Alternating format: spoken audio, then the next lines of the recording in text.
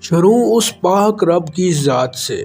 سر سید احمد خان کا کیا کردار تھا پاکستان بننے میں اور کس طرح انہوں نے اپنے نظریے پیش کیے۔ کچھ لوگوں کا کہنا ہے کہ سر سید احمد خان مسلمان نہیں بلکہ قادیانی ہیں۔ اس پر ایک اور ویڈیو تفصیل سے بنائی جائے گی۔ اس ویڈیو میں ہم جانیں گے کہ سر سید احمد خان نے کس طرح پاکستان بننے میں مدد کی۔ ان کا مکمل نام احمد تقوی بے سید محمد متقی ہے۔ یہ 17 اکتوبر 1817 کو انڈیا کے دہلی شہر میں پیدا ہوئے۔ پاکستان بننے کے پیچھے ان کا بہت اہم کردار ہے۔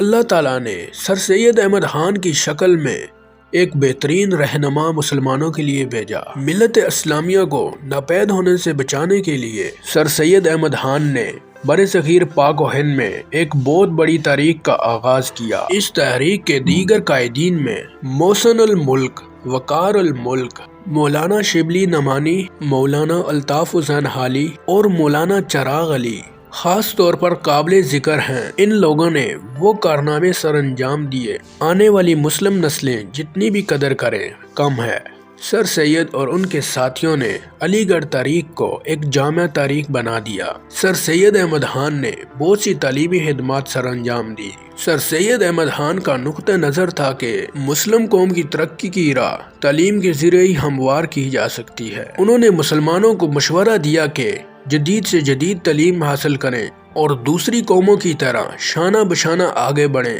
انہوں نے محض مشورہ ہی نہیں دیا بلکہ مسلمانوں کے لیے جدید علوم کے مدرسے بھی قائم کیے۔ انہوں نے سائنس اور معاشرتی علوم کی طرف مسلمانوں کو راغب کیا۔ انہوں نے انگریزی تعلیم کو مسلمانوں کی کامیابی کا زینہ قرار دیا تاکہ وہ ہندوؤں کے برابر درجہ حاصل کر سکیں۔ 1859 میں سر سید احمد خان نے مراد آباد اور 1862 میں غازی پور میں مدرسے قائم کیے۔ ان مدرسوں میں فارسی کے علاوہ انگریزی زبان سیکھنے اور جدید تعلیم حاصل کرنے کا بندوبست کیا گیا۔ 1875 میں انہوں نے علی گڑھ میں MAO ہائی اسکول کی بنیاد رکھی جو بعد میں MAO کالج اور آپ کی وفات کے بعد 1920 میں یونیورسٹی کا درجہ اختیار کر گیا۔ 1863 میں غازی پور میں سر سید احمد خان نے سائنٹیفک سوسائٹی کے نام سے ایک ادارہ بنایا۔ اس ادارے کا قیام کا مقصد انگریزی زبان میں لکھی گئی کتابوں کو اردو میں ترجمہ کرنا تھا۔ بعد میں 1876 میں سوسائٹی کے دفاتر علی گڑھ منتقل کیے گئے۔ سر سید احمد خان نے نئی نسل کو انگریزی زبان سیکھنے کی طرف راغب کیا تاکہ وہ جدید مغربی علوم سے فائدہ اٹھا سکیں۔ دیکھتے ہی دیکھتے بہت سی مغربی کتابوں کو اردو میں ترجمہ کر لیا گیا۔